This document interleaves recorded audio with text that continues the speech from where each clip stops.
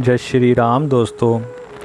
आप सभी प्रभु प्रेमी भक्तों को मेरा प्यार भरा नमस्कार। आप सबका हमारे इस धार्मिक YouTube चैनल पर बहुत बहुत स्वागत है। दोस्तों, आज हम इस वीडियो में जानेंगे कि भगवान शंकर के पास नाग, डमरू, त्रिशूल, त्रिपुंड और नंदीगण कहाँ से और कैसे आए। कथा सुनने के बाद अगर आप हमारे इस चैनल पर पहली बार आए हैं और अभी तक आपने हमारे इस धार्मिक चैनल को सब्सक्राइब नहीं किया है तो फिर जल्दी से जल्दी हमारे इस धार्मिक चैनल को सब्सक्राइब कर लें और साथ ही साथ बेल आइकन को प्रेस कर लें ताकि इस चैनल की हर एक नई वीडियो की नोटिफिकेशन सबसे पहले आपको मिले। दोस्तों, साथ ही साथ इस वीडियो को लाइक और शेयर भी ज़रूर करें।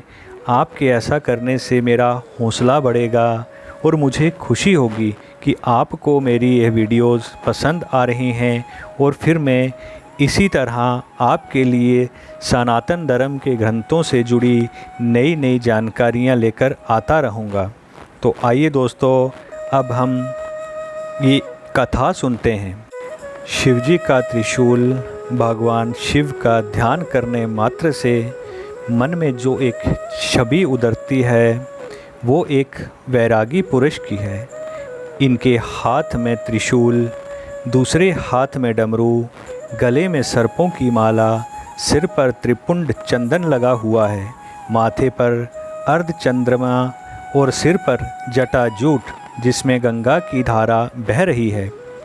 थोड़ा ध्यान गहरा होने पर इनके साथ इनका वाहन नंदी भी नज़र आता है। कहने का मतलब है कि शिव के साथ ये 7 चीज़ें जुड़ी हुई हैं। आप दुनिया में कहीं भी चले जाइए, आपको शिवालय में शिव के साथ ये 7 चीज़ें ज़रूर दिखेंगी।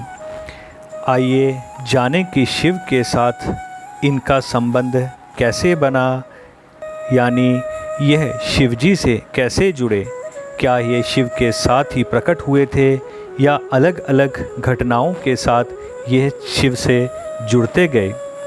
भगवान शिव सर्वश्रेष्ठ सभी प्रकार के अस्त्र शस्त्रों के ज्ञाता हैं, लेकिन पौराणिक कथाओं में इनके 2 प्रमुख अस्त्रों का जिक्र आता है, एक धनुष और दूसरा त्रिशूल। त्रिपुरासुर का वध और अर्जुन का मान भंग, यह 2 ऐसी घटनाएं हैं। यहाँ शिवजी ने अपनी धनुर्विद्या का प्रदर्शन किया था, जबकि त्रिशूल का प्रयोग शिवजी ने कई बार किया है। त्रिशूल से शिवजी ने शंखचूड़ का वध किया था, इसी से गणेश जी का सर काटा था और 12 अवतार में मोह के जाल में फंसे विष्णु जी का मोह भंग कर वैकुंठ जाने के लिए विवश किया था। भगवान शिव के धनुष के बारे में तो ये कथा है कि इसका आविष्कार स्वयं शिवजी ने किया था, लेकिन त्रिशूल कैसे इनके पास आया इस विषय में कोई कथा नहीं है। माना जाता है कि सृष्टि के आरंभ में ब्रह्मनाद से जब शिव प्रकट हुए तो साथ ही रज, तम, सत यह तीनों गुण भी प्रकट हुए। यही तीनों गुण शिवजी के 3 शूल यानी त्रिशूल बने। इनके बीच सामंजस्य बनाए बगैर सृष्टि का संचालन कठिन था, इसलिए शिव ने त्रिशूल रूप में इन तीनों गुणों को अपने हाथों में धारण किया। अब हम बात करेंगे भगवान शंकर जी के डमरू के बारे में। भगवान शिवजी को संहारकर्ता के रूप में वेदों और पुराणों में बताया गया है, जबकि शिव का नटराज रूप ठीक इसके विपरीत है। ये प्रसन्न होते हैं और नृत्य करते हैं। इस समय शिव के हाथों में एक वाद्ययंत्र होता है जिसे डमरू कहते हैं। इसका आकार रेत घड़ी जैसा है जो दिन रात और समय के संतुलन का प्रतीक है। शिवजी भी इसी तरह के हैं। इनका एक स्वरूप वैरागी का है तो दूसरा भोगी का है, जो नृत्य करता है, परिवार के साथ जीता है। इसलिए शिव के लिए डमरू ही सबसे उचित वाद्य यंत्र है। यह भी माना जाता है कि जिस तरह शिव आदि देव हैं, उसी प्रकार डमरू भी आदि वाद्य यंत्र है।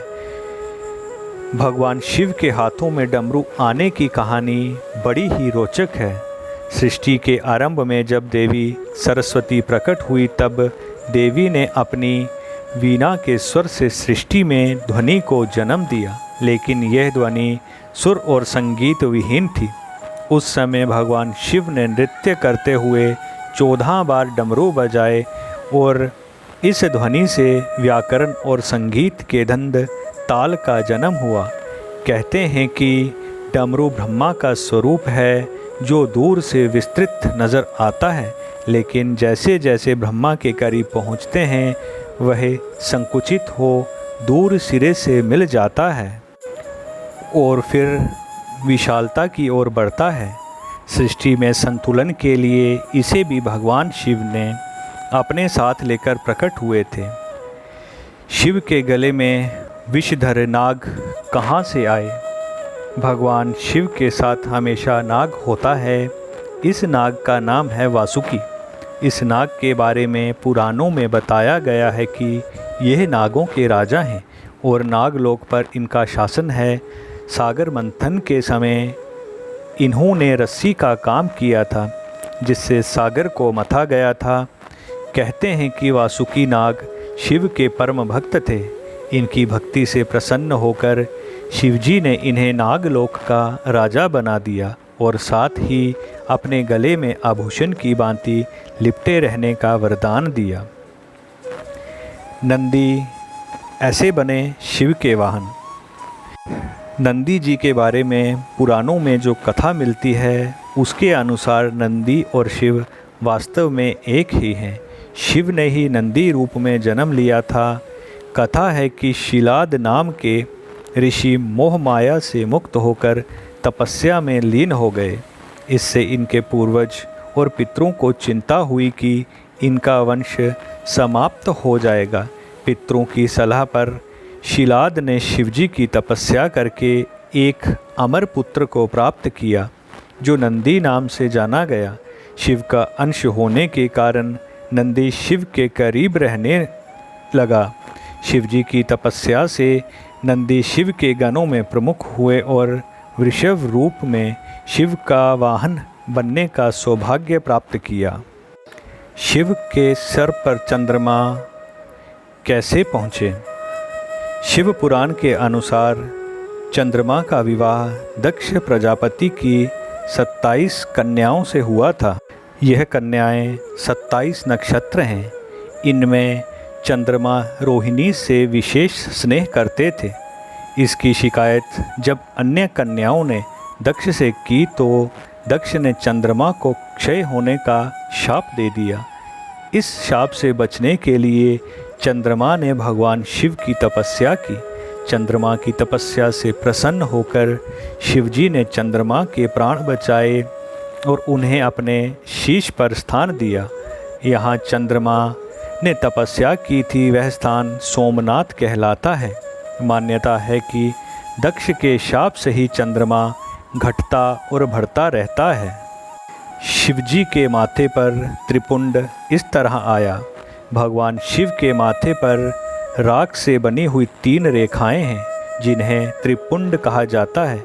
माना जाता है कि ये तीनों लोकों का प्रतीक है। इसे रज, तम और सत गुणों का भी प्रतीक माना जाता है। लेकिन शिव के माथे पर विभूत की ये 3 रेखाएं कैसी आई, इसकी बड़ी रोचक कथा है। पुराणों के अनुसार दक्ष प्रजापति के यज्ञ कुंड में सती के आत्मदाह करने के बाद भगवान शिव उग्र रूप धारण कर लेते हैं और सती के देह को कंधे पर लेकर त्रैलोक में हाहाकार मचाने लगते हैं। अंत में विष्णु चक्र से सती की देह को खंडित कर देते हैं। इसके बाद भगवान शिव अपने माथे पर हवन कुंड की राख मलते हैं और इस तरह सती की याद को त्रिपुंड रूप में माथे पर स्थान देते हैं। इस तरह शिव की जटा में समाई गंगा। भगवान शिव के माथे पर गंगा के विराजमान होने की घटना का संबंध राजा भगीरथ से माना जाता है। कथा है कि भगीरथ ने अपने पूर्वज सगर के पुत्रों को मुक्ति दिलाने के लिए गंगा को स्वर्ग से पृथ्वी पर उतारा था, लेकिन इस कथा के पीछे भी कई कथाएं हैं जिनसे भगीरथ का प्रयास सफल हुआ। कथा है कि ब्रह्मा की पुत्री गंगा बड़ी मनमोजी थी।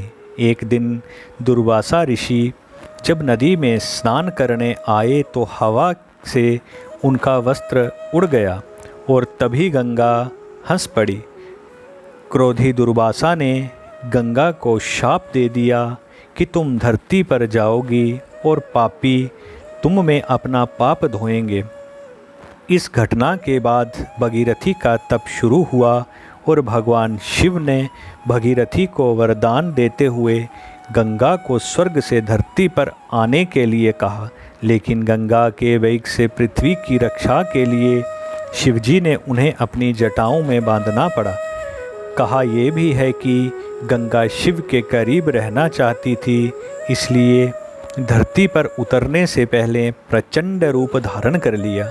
इस स्थिति को संभालने के लिए शिवजी ने गंगा को अपनी जटाओं में स्थान दे दिया। प्रभु प्रेमियों, आज की इस वीडियो में हमने जाना कि भगवान शंकर के पास नाग, डमरू, त्रिशूल, त्रिपुंड और नंदी जी कहाँ से आए। तो प्रभु प्रेमियों, भगवान शंकर की कृपा सदैव आप पर और आपके परिवार पर बनी रहे। आपका घर आंगन हमेशा खुशियों से महकता रहे। इसी शुभकामना और प्रार्थना के साथ आप सबका बहुत बहुत धन्यवाद। हर हर महादेव।